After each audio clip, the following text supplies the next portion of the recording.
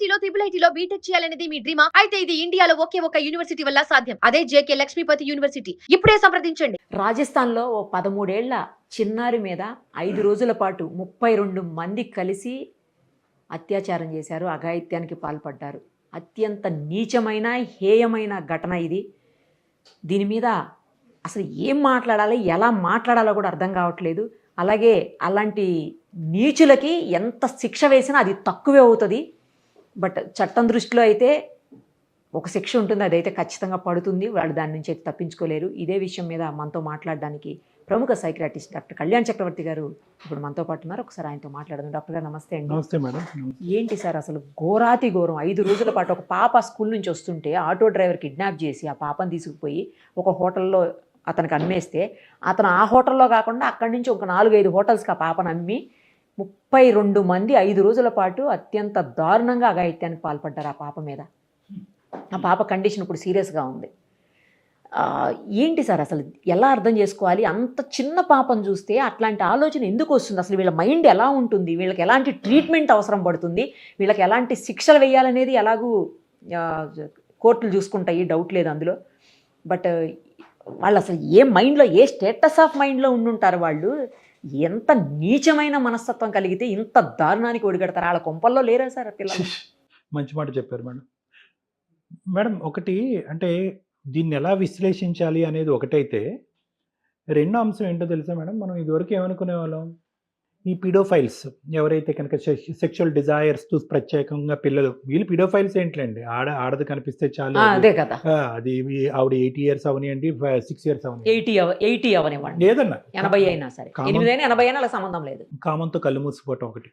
So ఇదివరకు ఏమనుకునే వాళ్ళం, వీరెక్కడో 1,00,000కో 1,00,000కో ఒకళ్ళు ఉంటారేమో, దరిద్రులు దుర్మార్గులు, వీళ్ళు పుట్టుకే తప్పు, వీళ్ళు పెంపకం తప్పు, లేదంటే వీళ్ళు కాలి బూడిదైపోని ఇలా అనుకున్నాం. కానీ ఒకే ప్రాంతంలో, చాలా చిన్న ప్రాంతంలో, నాకు అర్థమైనంత వరకు అదేం పెద్ద రకరకాల ప్రాంతాలు కాదు, వాడేమి 100 kilometers ఆటో వేసుకుని ఆ అమ్మాయిని తిప్పుండడు.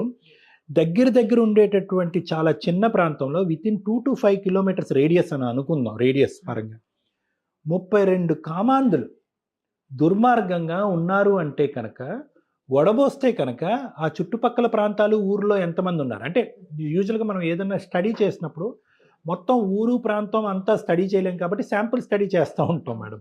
అంటే ఎంతమందికి జబ్బు ఉంది, ఎంతమందికి మెడిసిన్ పనిచేస్తుంది, ఎంతమంది ఈ ఆలోచన శైలి ఉంది. ఒక్క శాంపుల్లో మేము 32 మంది పాటు కేవలం ఒక మైనర్ ఆడపిల్లల్ని బలాత్కరిద్దాం అనేటటువంటి ఆలోచన వచ్చిన వాళ్ళు తీసి పక్కన పెడితే, ఆలోచనని యాక్షన్ ప్లాన్లోకి మార్చుకునేటటువంటి 32 మంది ఒక చిన్న ప్రాంతంలో దొరికారంటే, ఆ ప్రాంతాన్ని కొద్దిగా ఎక్స్పాండ్ చేసుకున్నా, లేదంటే ఈ కార్యక్రమానికి అవకాశం లేక ఒడిగట్టలేనటువంటి ఆలోచన ఉన్నటువంటి మందిని తీసుకుంటే ఎన్ని లక్షల మంది ఉంటారు మేడం?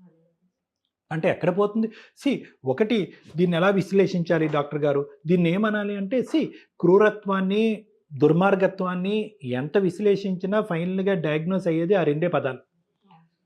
ఎందుకంటే దానికి జబ్బు అని పేరు పెడితే కనుక బహుశా వాళ్ళకి క్షమించేసేటటువంటి పరిగణలోకి వెళ్ళిపోతూ ఉంటుంది. ఎందుకు జబ్బు అని పెట్టాలి? వాడికి అంత కామపిచ్చి ఉన్నప్పుడు, అంత కక్కుర్తి పడినప్పుడు ఒకటైతే చెప్పుకోవాలి, ఏంటంటే మేడం, వాళ్ళకు ఉండేటటువంటిది ఎప్పటి నుంచో దాగి ఉన్నటువంటి ఆ సెక్స్ పరమైనటువంటి ఆలోచనలు, ఆ కోరికలు ఏదో విధంగా తీర్చుకోవాలనేటటువంటి తపన ఎప్పటి నుంచో ఆ కోరికను తీర్చుకోవటానికి, అంటే రోజు వాళ్ళందరికీ 32 మందిలో భార్యలు ఉండుంటారు, అంతే కదా, పిల్లలు కూడా ఉండుంటారు, ఆడపిల్లలు ఉండుంటారు, రోజు కార్యక్రమాలు జరుగుతూనే ఉంటాయి ఆ ఇంట్లో. కానీ వాళ్ళు ఎప్పటి నుంచో దాగి ఉన్నటువంటి ఒక కొత్తదనం, ఆ పద్ధతి కాకుండా ఇంకో పద్ధతిలో రావాలి, నా భార్య వయసు కాకుండా దానికంటే చిన్న వయసు ఉండాలి, ఆవిడకంటే చిన్న వయసు ఉండాలి, మైనర్ అయి ఉండాలి. అంటే పిడోఫైల్స్లో కామన్గా ఉండేటటువంటి ఆలోచన శైలి ఇదే. They don't want a women, they want a minor women, they want a virgin women. ఆ అమ్మాయి ఒక చిన్నపిల్ల అయి ఉండాలి. ఆ బాధతో, వీడు పడేటటువంటి ఆ కామ ఏమంటారో, పిశాచితనం అని అంటారో ఏమో నాకు తెలియదు, కానీ ఆ బాధతో ఆ మనిషి ఏడవాలి, రక్తస్రావం జరగాలి, ఆ చేసేటటువంటి కార్యక్రమం పరంగా ఆ బిడ్డ చనిపోయినా పర్వాలేదు. అంటే పిడోఫైల్స్కి సహజంగా ఉండేటటువంటి ఈ భయంకరమైనటువంటి వికృతిపరమైనటువంటి ఆలోచన శైలి ఈ విధంగా ఉంటుంది. అలాంటి వాళ్ళు మనందరికీ ఈరోజు ఆశ్చర్యపడి బాధ కలిగే అంశం ఏంటంటే 32 మంది ఉన్నారు అక్కడ. ఒక చిన్న ప్రాంతంలో 32 మంది ఉన్నారు అంటే ఆ చుట్టుపక్కల ప్రాంతాలు కానీ అదే శాంపుల్ సైజ్ రకరకాల ప్రదేశాలు తిరిగితే ఎన్ని లక్షల మంది ఉన్నారు. సో అణిచివేసినటువంటి వికృతమైనటువంటి ఆలోచన శైలికి ఒకేసారి ప్రెషర్ కుక్కర్ మించి లిడ్ తీస్తే ఎలాగైతే పేలుతుందో ఆ విధంగా వీళ్ళందరూ కూడా ఒకేసారి ఆ అమ్మాయి మీద దుంకి బలాత్కారం చేశారు. ఇది నెంబర్ 1. నెంబర్ 2 పాయింట్ ఏంటో తెలుసా మేడం? పార్న్ ఎంత విర్రవీగిపోతుందంటే కమ్యూనిటీలో, సొసైటీలో గవర్నమెంట్ ఎన్ని జాగ్రత్తలు తీసుకుని నియంత్రించినా కూడా కొన్ని వెబ్సైట్స్ ఓపెన్ చేసేటటువంటి దానికి అవకాశం లేకపోయినా విచ్చలవిడిగా చిన్నపిల్లలతో సహా పార్న్ వెబ్సైట్స్లోకి వెళ్ళిపోతున్నారు. భయంకరంగా ఏఐ జనరేటెడ్ వీడియోస్ వచ్చేస్తున్నాయి. ఇప్పుడు ఇదివరకు ఏంటంటే ఒక పార్న్ చెప్తున్నాను ఉదాహరణకు అందరికీ అర్థం కావాలి కాబట్టి, ఒక పార్న్ ఒక సెక్స్ పరమైనటువంటి ఒక వీడియో తీయాలి అంటే కనుక దాన్ని కెమెరాలు చేయాలి, హోటల్ ఎత్తుక్కోవాలి, క్యాండిడేట్లు ఎత్తుక్కోవాలి, వాళ్ళకి డబ్బులు ఇవ్వాలి. సింపుల్గా కంప్యూటర్ మీద పార్న్ మూవీ అయిపోతుంది మేడం. ఏఐతో జనరేట్ అయిపోతుంది. అరగంటలో మూవీ వచ్చేస్తుంది. అది విచ్చలవిడిగా ప్రచారం అయిపోతుంది. అందులో అతి వికృతమైనటువంటి ఊహకు కూడా అందనటువంటి ప్రక్రియలు, అలవాట్లు, ఎవరు బంధువులకు ఉండేటటువంటి ఇది వయస్సు భేదం లేకుండా. ఇటువంటిది వచ్చేటప్పటికి ఏమవుతుందంటే బహుశా ఈ 32 మెంబర్స్లో చాలా వరకు most of them will be around the age of 18 to 25 or 30 years. అంతకంటే తక్కువ 18 కంటే తక్కువ ఉన్న మైనర్స్ ఎంతమంది ఉన్నారో డేటా మనం చూడలేదు. వీళ్ళందరికీ ఏంటంటే ఈ చూసి దీన్ని ఎక్కడో చోట మనం ఎక్స్పెరిమెంట్ చేయాలి. చేస్తే అలా ఉంటుంది. అది ఒకటి. రెండోది ఏంటంటే తెలుసా మేడం, ఈ కామం అనేటటువంటిది, ఈ పిడోఫీలియా అనేటటువంటిది ఒక మాస్ హిస్టీరియా లాంటిది అనమాట. అందులో ఆ 32 మందిలో ఒక 50% మంది ఏం ఉండదురా అని చేసేవాళ్ళు, ఇంకో 50% మంది పరిణామాల గురించి కొద్దో గొప్ప ఆలోచించేటటువంటి బ్యాచ్. ఈ రెండో బ్యాచ్ని ఫస్ట్ బ్యాచ్ భయంకరంగా ఇన్ఫ్లుయెన్స్ చేస్తాడు. వాడు చేసి తప్పించుకున్నాడు, వీడు చేసి తప్పించుకున్నాడు, మనం అనుభవిద్దాం, తప్పించుకుందాం. So hysteria. సరే, ఏదైనా తప్పే, నేరం నేరమే, ఘోరమే కాదనట్లేదు. కానీ ఆ వికృతమైనటువంటి పీడోఫైల్స్కి ఉండేటటువంటి ఆలోచన శైలి, ఒకరిని చూసి ఇంకోళ్ళు కాపీ కొట్టాలనేటటువంటి ఆలోచన శైలి, ఎప్పటి నుంచో ఈ పార్న్ వీడియోస్ ఇవన్నీ చూసి దాన్ని రియల్ టైంలో మనం ఇంప్లిమెంట్ చేస్తే కనుక దాని అనుభవం ఎలా ఉంటుంది అనేటటువంటి వికృతమైనటువంటి ఆలోచన శైలి. ఇది మనకు అర్థమయ్యేటండి. వీళ్ళని మార్చగలమా మేడం? మీరు చాలా మంచి మాట అడిగారు నిరుపమ గారు. మార్చగలమా అంటే కనుక ఇలాంటి వాటికి ట్రీట్మెంట్లు, కౌన్సిలింగ్లు ఉండవు మేడం. ఎన్ని లక్షల మందికి పనిగట్టుకుని కౌన్సిలింగ్ చేస్తారు? అంతేలే సార్. ఇది మెయిన్ ఏంటంటే ఇంటిగ్రిటీ, హ్యూమన్ ఇంటిగ్రిటీ, మానవతా దృక్పథంతో ఆలోచించేటటువంటి ఒక మనిషికి వ్యక్తిత్వం ఉండాలి అంతే. అది పెంపకంలో ఉంటుందా, పుట్టినప్పుడు ఉంటుందా మనకు తెలియదు. ఏ కుటుంబంలో ఆ కుటుంబం పిల్లలకు సంబంధించిన బాధ్యత తీసుకోవాలి.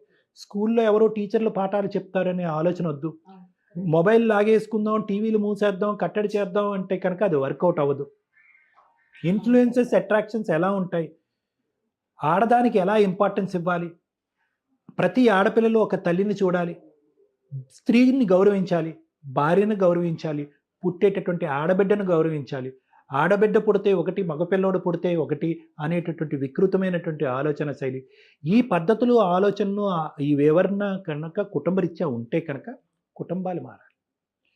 ఇది ఒక సంఘటన జరిగిపోయాక నేర్పించేటటువంటిది కాదు. ఈ సంఘటన బట్టి పాతాళ లోకంలోకి వెళ్ళి, వేరుల్లోకి వెళ్ళి మనం ఆ కుటుంబరీత్యా వచ్చేటటువంటి పెంపక విధానాన్ని మార్చాలి.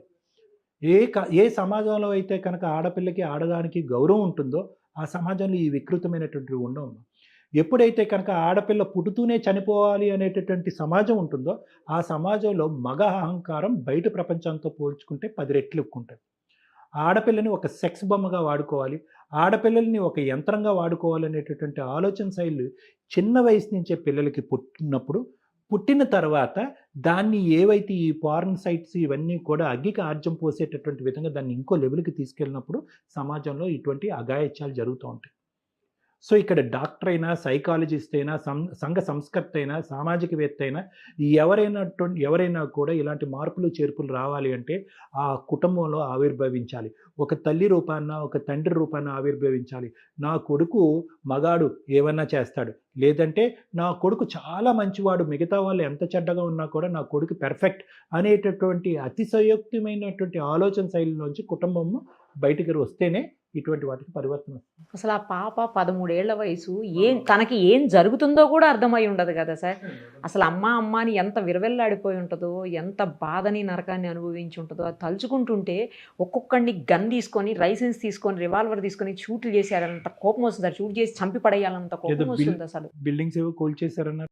బిల్డింగ్స్ కూడా ఏవో కూల్చారంట సార్. అంటే ఇప్పుడు ఏ అయితే ఇన్వాల్వ్ అయి ఉన్నాయో ఇప్పుడు ఈ ఇష్యూలో పోలీసులు బిల్డింగ్ కూల్చారని అంటున్నారు సార్. ఒకటి 2 బిల్డింగ్స్ కూడా, అంటే హోటల్ బిల్డింగ్స్ కూడా కూల్చేశారంట. మనం అంటే తప్పు అంటారేమో కానీ వాళ్ళందరినీ ఆ బిల్డింగ్ లో పెట్టి బిల్డింగ్స్ కూల్చేయాలి. కరెక్ట్ చెప్పారు సార్. నిజంగా మేడం. ఎందుకంటే ఈ విధంగా శిక్ష ఉంటుంది. ఆ పాప పడేటటువంటి బాధ వీళ్ళు చావుతో కూడా పోయేది కాదని నేను అనుకుంటాను మేడం. ఎందుకంటే ఈరోజు ఆ అమ్మాయి బ్రతికి ఉందా చనిపోయిందా అనేటటువంటి డిస్కషన్ కూడా వచ్చింది ఇందాక. అదృష్టం కొద్దీ బతుకుందా, దురదృష్టం కొద్దీ బతుకుందా అనేది ఇప్పుడు సీరియస్ గా ఉందండి సార్ పరిస్థితి కూడా. సో ఎందుకంటే ఈ రోజు ఆ అమ్మాయి బ్రతికినా కూడా ఇంకొక అంశం చెప్తారు మేడం, ట్రామా సార్. మానసికంగా చనిపోయినట్టే మేడం. అదే కదా, మానసికంగా చనిపోయినటువంటి ఒక జీవితాంతం భయపడుతూనే ఉంటదేమో పాపం. మేడం. చాలా మంది ఆడపిల్లలు మనకి సింపుల్ గా చిన్నప్పుడు ఎవరు నన్ను ఇలా చేశారు అలా చేశారు అని చెప్పి అంటా ఉంటారు. ఏది చిన్న అబ్యూస్ కి దానికి చాలా రియాక్ట్ అవుతూ ఉంటారు. పెళ్లి జరిగినా కూడా భార్యాభర్తల కలయిక అనేది జరగదు. మగాళ్ళంటే కనుక చిరాకు పడతారు, అసహ్యం పడతారు. కొంతమంది ఆడపిల్లలు పెళ్ళిళ్ళే చేసుకోరు. అది జీవితాంతం ఒక నల్ల మచ్చలాగా ఆ ట్రామా వాళ్ళకి గుర్తుండిపోతుంది. ఇప్పుడు ఈ పాపకి ఎంత మచ్చ మేడం, తన మానసికంగా సమాజంలో ఎంత అమ్మాయి యొక్క ఐడెంటిటీని ఎంత గోప్యంగా ఉంచినా కూడా ఈరోజు ఆ అమ్మాయికి జరిగినటువంటి ట్రామాలో జీవితకాలంలో అమ్మాయి బయటపడదు మేడం. కళలు వస్తాయి, ఎందుకు బ్రతకాలనే డిప్రెషన్ వస్తుంది, సూసైడ్ రిస్క్ భయంకరంగా ఉంటుంది. ఆ అమ్మాయికే కాదు, ఆ అమ్మాయి కన్నటువంటి తల్లిదండ్రులకి, సమాజం వాళ్ళతో మాట్లాడేటటువంటి విధానానికి. అనుభవించేవాడు ఎంతకాలం జైలు శిక్ష అనుభవించి చేతులు దులుపుకొని బయటకు వస్తాడో నాకు తెలియదు, కానీ ఈ అమ్మాయి అయితే మాత్రం జీవిత ఖైదీ మేడం మానసికంగా. దారుణం సార్. కఠినమైన శిక్షలు ఇమ్మీడియట్గా ఫాస్ట్ ట్రాక్ కోర్ట్ లాంటి ఏర్పాటు చేసి చెయ్యకపోతే మట్టుకు అసలు న్యాయం జరిగినట్టు కాదు నా దృష్టిలో. వాళ్ళకి ఇలాంటి ఆలోచన ఇందాక నేను చెప్పాను కదా, చేసినోడు ఒక్కడైతే కనుక ఊహించుకున్నాడు ఒకరికి, ఊహించుకుని ఇలా కూడా బాగుంటుందేమోరా జీవితంలో అని ఊహించుకున్న వాడికి కూడా ఇది డోస్ పడాలి. అవును, ఎందుకంటే యాక్షన్ ఈజ్ డిఫరెంట్ మేడం. వాడికి అవకాశం రాక వాడు యాక్ట్ చేయలేదు. ఆ విధంగా ఆలోచించి అమ్మో అని భయపడేలా ఉండాలి. అలాంటి ఆలోచన ఉన్నవాడు ప్రతి ఒక్కడు కూడా. శిక్ష. Right sir, thank you madam.